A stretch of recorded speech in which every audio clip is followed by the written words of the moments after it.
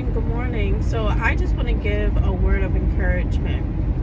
A lot of the times God places in spaces and people's lives, and we don't even know. Sometimes we don't even know the magnitude of our significance and our impact.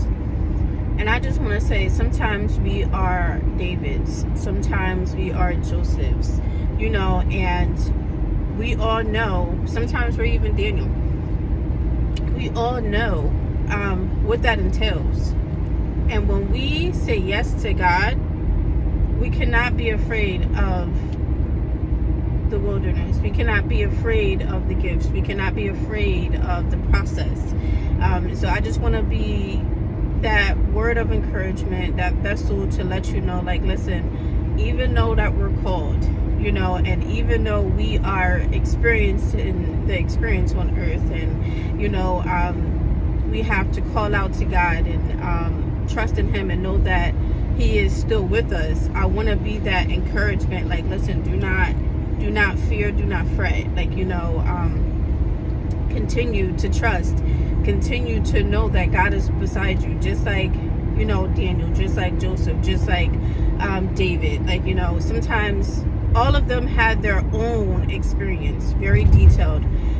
All of them had their own experience, and God wasn't physically next to them. They had to trust the process. They had even when it didn't understand, even when it didn't make sense to the natural eye, they had to trust it.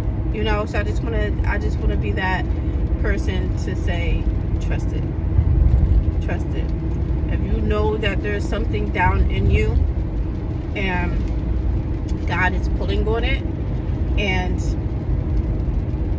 it's tough, and whether if it's mentally, emotionally, spiritually, it's always going to be spiritually. It's always going to be tough spiritually, but emotionally, I will say, just continue to trust, continue to believe, continue to seek the face of God, our Lord Jesus Christ, and apply yourself, even if you need to go on a fast, to feel like you need to be a little bit closer, because of course, we can pray, we can talk to Him, we can read the Bible, we can do our natural communion with Him. However, when we do fast, it creates a whole different type of closeness, so even if you have to do that, do it.